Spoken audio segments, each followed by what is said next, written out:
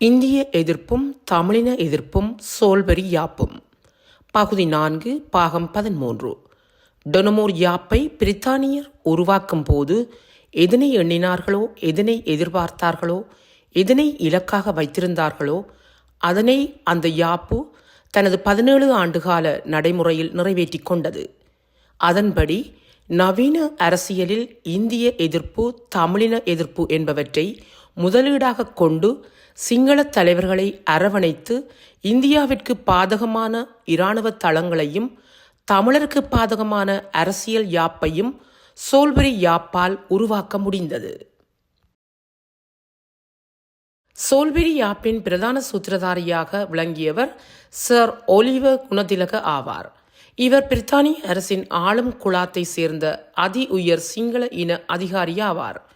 இவரை பயன்படுத்தியே white whole பிரித்தானிய அரசாங்க பீடம் DS சேனநாயக்காவை நெறிப்படுத்தி பிரித்தானிய இராணுவ தளங்களை இலங்கையில் அமைப்பதற்கு ஏற்ற கையாளலையும் அதன் அடிப்படையில் யாப்பு உருவாக்கத்தையும் மேற்கொண்டனர். DS Senanayake, Sir Oliver Goonetilleke, பிரித்தானியரான பேராசிரியர் ஐவ் ஜெனிங்ஸ் ஆகிய மூவருமே சோல்பரி அரசியல் யாப்பை வடிவமைத்த சிற்பிகளாவர். இவர்கள் மூவரும் யாப்பை உருவாக்கிய முப்பெரும் தூண்கள் ட்ரையம்விரேட் என குறிப்பிட்டு அழைக்கப்படுவது கவனத்திற்குரியது. இவர்கள் மூவரும் இணைந்து மினிஸ்டர்ஸ் டிராஃப்ட் உருவாக்கினார்கள். இதில் அரசியல் யாப்பு சார்ந்த அறிவியல் மூளையாக செயற்பட்டவர் ஐவ் ஜெனிங்ஸ். இராசதந்திர சூத்திரதாரியாக செயற்பட்டவர் ஒலிவர் குணதிலக. அரசியல் தலைவராக மேற்படி இருவரின் வழிகாட்டலின்படி செயற்பட்டவர் DS சேனநாயக்க. இவர்கள் தயாரித்த மந்திர சபை அரசியல் யாப்பு நகல் 1944 ஆண்டு பிப்ரவரி மாதம் தயாரிக்கப்பட்டு பிரித்தானிய அரசுக்கு அனுப்பி வைக்கப்பட்டது. இந்த நகல் யாப்பானது பிரித்தானிய வெஸ்ட்மின்ஸ்டர் அரசியல் யாப்பு முறையை பின்பற்றி எழுதப்பட்டது.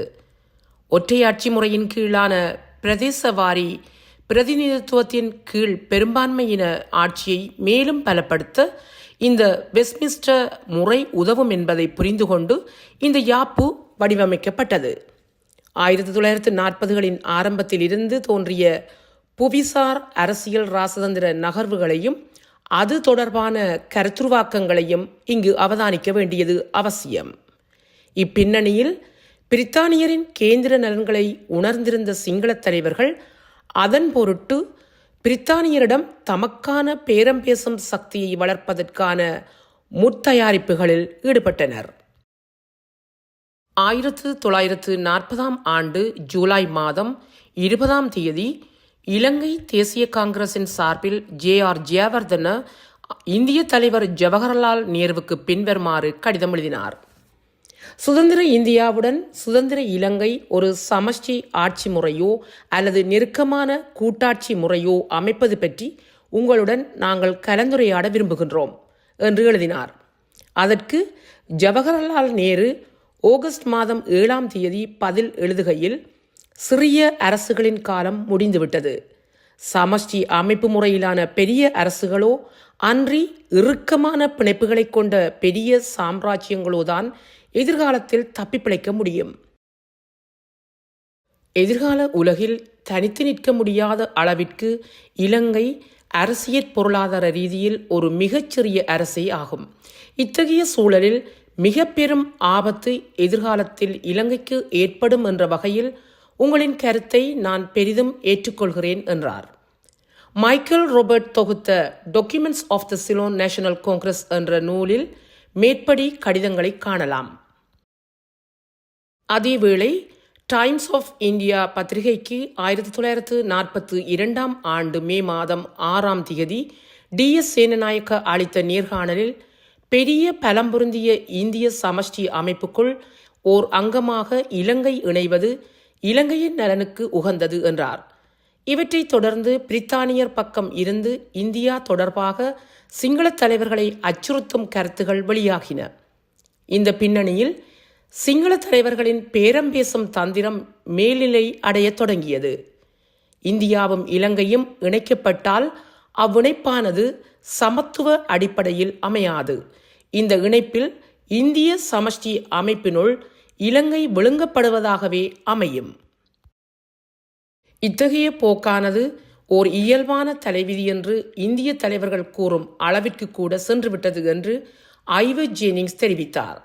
இக்கருத்தை ஐவர் ஜேனிங்ஸ் 1951 ஆண்டு எழுதிய த காமன்வெல்த் இன் ஏசியா என்ற நூலில் எழுதியிருந்த போதிலும் இவர் 1943 ஆண்டிலிருந்து DS சேனநாயக்காவின் தலையாய ஆலோசகராக விளங்கினார். இத்தகைய கருத்தோட்டத்தை கொண்டிருந்த சர் ஐவர் ஜெனிங்ஸ் தான் DS சேனநாயக்காவின் நெருங்கிய ஆலோசகராக இருந்தார் என்றால் எப்படி அவர் DS சேனநாயக்காவை கையாண்டுள்ளார் என்பதை புரிந்து கொள்ளலாம். இந்தியாவுடன் இணைப்பு என்று சிங்களர்கள் பேசியதும் சிங்கள தலைவர்கள் எதிர்பார்த்தவாறு பிரித்தானியர் சிங்கள தலைவர்களை தம்பக்கம் வென்றெடுக்கும் நோக்கில் புடைசூழத் தொடங்கினர். எப்படியோ இதன் மூலம் சிங்கள தலைவர்களின் பேரம் பேசும் சக்தியும் உயர்ந்தது. பிரித்தானியாவிற்கான கேந்திர நலன்களும் முதன்மை பெற்றன. அத்துடன் சிங்கள தலைவர்கள் இந்தியாவுடன் கூட்டாட்சி என்ற பேச்சையும் கைவிட்டு இந்திய எதிர்ப்பு நிலைப்பாட்டை தெளிவாக எடுக்க தயாராகினர். இந்தியாவுடன் ஒட்டியதான இடவமைவை இலங்கை கொண்டிருக்கும் நிலையில் புவியியல் ரீதியிலும் மற்றும் அரசியல் ரீதியிலும் கலாசார ரீதியிலும் இயல்பாகவே அது இந்தியாவின் ஒரு பாகமாய் இணைந்திடக்கூடிய ஆபத்து இருப்பதை பற்றி பிரித்தானியர்கள் பெரிதும் பேசி வந்தனர்.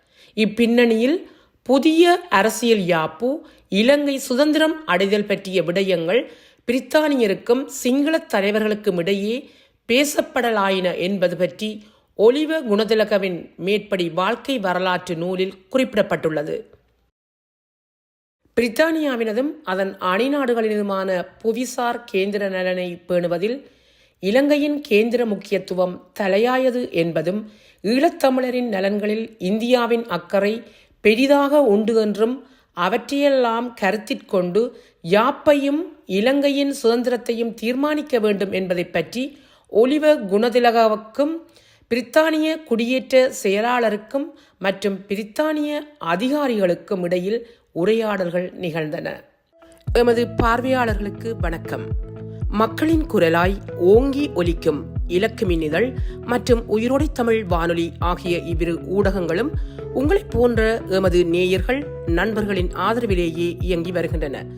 மிக குறைந்த வளங்களுடன் பல இடர்கள் மற்றும் தடைகளை தாண்டி பயணிக்கும் எமது ஊடகங்களின் பணிகள் மேலும் வளர உங்களால் முடிந்த நிதியுதவியை வழங்கி இன்னும் காத்திரமான செயற்பாடுகளை முன்னெடுக்க உதவுமாறு மிகவும் பணிவன்புடன் வேண்டி நிற்கின்றோம். உங்கள் பங்களிப்பு உங்களின் உரிமை குரலாய் ஓங்கி ஒலிக்கும். நன்றி.